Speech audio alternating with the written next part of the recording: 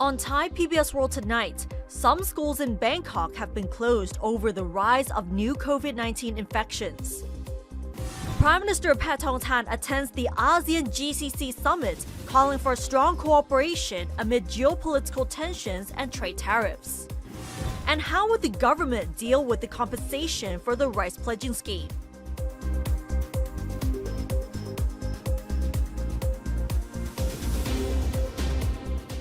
Sawadee and good evening and welcome to Thai PBS World Tonight. I'm Nat Bunnak and we'll begin the program tonight with the latest on the COVID-19 situation here in Thailand. As new infections have been increasing in recent weeks, some schools have announced the temporary closure and turned to online classes instead. One of the schools that announced its temporary closure is Ratchavinit Bangkeo School in Bang Pli district of Samut Prakan province, which has been closed from Monday through Wednesday as COVID-19 infections among the students have increased. The school has moved to online learning during the closure.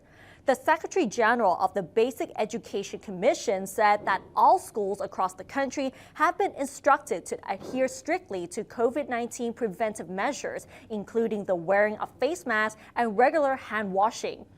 In case students or teachers become infected, he said the school administration can turn to online learning or the suspension of classes. The Department of Disease Control reported 33,589 new COVID-19 cases between May 18th and 24th, with 3 fatalities. 55,780 cases were reported in the previous week. And most of the cases were in Bangkok, Chonburi, Samut Prakan, and Nonthaburi among those working people in the 30 to 39 age group, followed by those in their 20s, those over 60, and in the 40s age group. Meanwhile, the Government Pharmaceutical Organization, or GPO, has increased the production of the antiviral drug Molnupiravir to cope with the rise in COVID-19 cases. The GPO's director said that the demand for Molnupiravir has increased in the past 2 weeks. Dr. Thira Waratanarat of the Faculty of Medicine at Chulalongkorn University also advised the public not to believe in the rhetoric that COVID-19 is easily transmissible but not as life-threatening as before, and that the rate of fatalities is close to that of influenza. He also said that the comparison of the mortality rates between COVID-19 and influenza to suggest that COVID-19 is not life-threatening leads to complacency and risky behavior. And with the increase of COVID-19 infections during recent weeks, the best preventive measures as of now is to wear face masks in crowded places and to wash your hands frequently, because if you do get infected with COVID-19, it's not fun at all. And now let's move on to the latest updates from the ASEAN Summit. Prime Minister Toxin Shinawads has joined leaders in attending the summit between ASEAN and the Gulf Cooperation Council. Prime Minister Paetongtarn Shinawads attended the second ASEAN Gulf Cooperation Council, or GCC Summit today, where the discussions aim to strengthen inter-regional collaboration. The GCC is a regional bloc made up of 6 countries in the Middle East. That includes Bahrain, Kuwait, Oman, Qatar, Saudi Arabia, and the United Arab Emirates. During her address, she highlighted rising geopolitical tensions and the fragility of global supply chains as key reasons for deepening regional cooperation.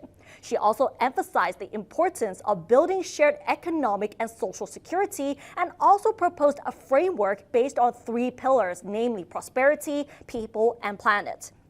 Under these pillars, the Prime Minister called for enhanced economic cooperation, especially in trade and investment, to address external uncertainties such as the U.S. trade tariff policies. She also stressed the importance of tangible people-to-people cooperation through mobility and exchanges across key sectors such as tourism, healthcare, and medical services. Paetongtarn also called for a joint action to promote a sustainable transition to green economies as they continue to address climate change issues in both ASEAN and GCC regions. As for the other issues, the Prime Minister expressed deep concern over the situation in the Gaza Strip, where she urged all parties to pursue negotiations towards a ceasefire and to facilitate humanitarian aid. The summit concluded with the adoption of two key documents, namely the joint statement of the ASEAN-GCC Summit and the joint declaration on economic cooperation between ASEAN and the GCC. These agreements are expected to enhance Thailand's role in promoting stronger ties between ASEAN member states and external partners, particularly in areas such as connectivity and climate action. Previously, ASEAN member countries discussed the economic challenges amid the U.S. trade tariffs, which the bloc has expressed deep concern over the imposition of the tariff measures. However, it said earlier this year that it would not pose retaliatory duties, but it is looking at broadening its scope with other trading blocs, including the European Union, as well as beefing up trade between member states. And according to Malaysia's leader, Anwar Ibrahim, the bilateral talks between the ASEAN member states and the United States are in progress, but the bloc is still presenting a united front. So the U.S.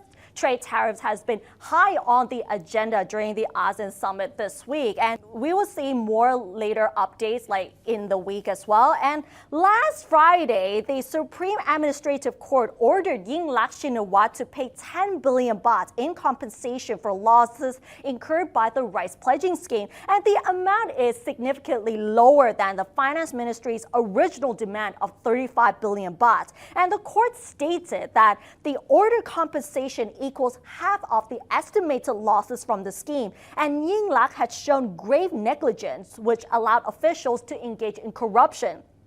However, the court actually said that it did not order her to pay the compensation, but it only stated that the Finance Ministry's original demand was partially unlawful, hence the compensation will only be 10 billion baht. And this is how the government has responded so far.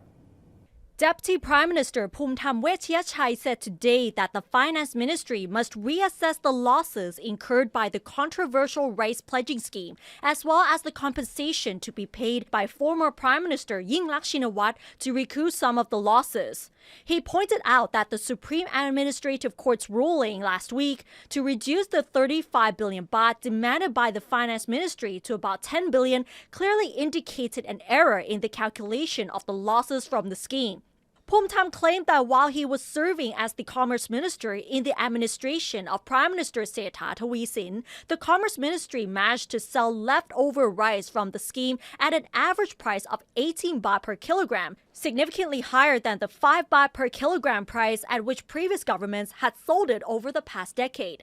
This, he said, suggests mismanagement in the earlier sales of the rice. He also added that while Yingluck's lawyers should do now is gather the necessary information to support a case to be filed with the courts for a retrial on the compensation issue. Meanwhile, the Minister of the Prime Minister's Office, Chusak Sirinin, said that the Finance Ministry should reassess the losses incurred by the rice pledging scheme, noting that the original order was issued by the ministry 2 years ago. But interestingly, the Deputy Prime Minister said that if the government manages to sell all of that rice from the controversial rice pledging scheme that has been sitting in the warehouse for over 10 years, he said that money can compensate by about 100 billion baht. We're not sure that this can really compensate what the court has ordered, but we will still have to wait and see. And now let's move on to the story. Former Prime Minister Toxin Shinawads gave a special lecture on drug suppression today at the office of the Narcotics Control Board, marking his first public appearance in nearly 2 weeks.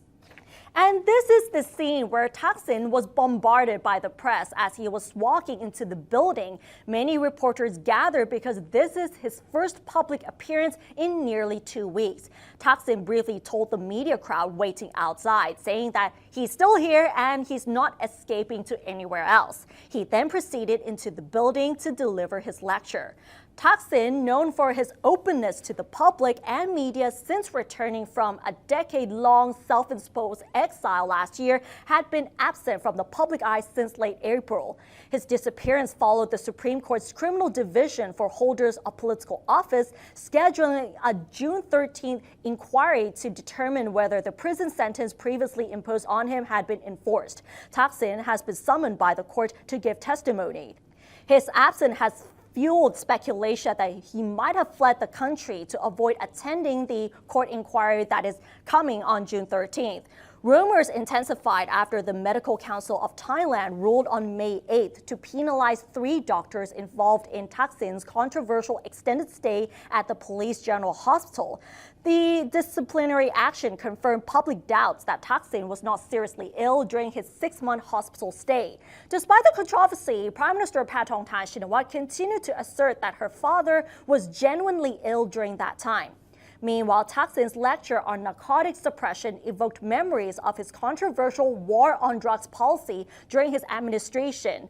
Initiated in 2003, the campaign aimed to eliminate drugs from every corner of the country within 3 months. The policy resulted in the deaths of more than 2,500 people, including innocent civilians. And that war on drugs policy was one of the key successes from the Thaksin administration. And that was the reason why he actually gave the lecture today. But with the lecture aside, June 13th would be a judgment day for Thaksin over his stay on the 14th floor of the Police General Hospital, as the Supreme Court is scheduled to hold an inquiry to find out if the prison term imposed on Thaksin had really been enforced. Thaksin was actually sentenced to 8 years in prison by the Supreme Court, and the term was reduced to only 1 year through a royal commutation, but he spent 6 months at the Police General Hospital without spending a single night in prison. And this has caused much controversy in Thai society, and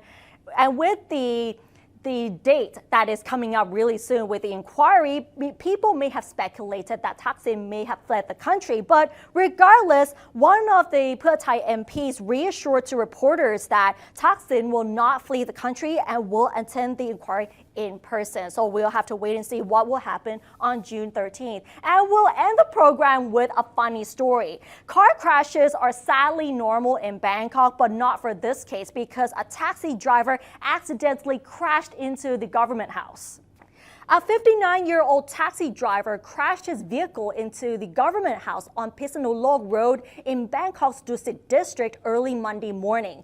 Police were notified about the incident at approximately 3:30 a.m. At the scene, they found the taxi partially embedded in the steel gate, which was nearly torn off its hinges. Police found no suspicious items inside the vehicle. When questioned, the driver admitted that he had been drinking prior to the crash. He was taken to Dusit police station for a breathalyzer test, which revealed a blood alcohol concentration that is well above the legal limit for driving a vehicle. So if you look at the pictures, that is quite shocking, but luckily no one was injured and no one was in the building as well. All right, and that wraps up tonight's edition of Thai PBS World Tonight. We won't be seeing you next week because it's a public holiday, and we will be back in the next 2 weeks with a brand new look of Thai PBS World Tonight. By the meantime, you can follow us on social media and our website, thaipbsworld.com, for all the latest stories about Thailand as well as analyses. Thanks for watching, and we'll see you in the next 2 weeks. สวัสดีค่ะ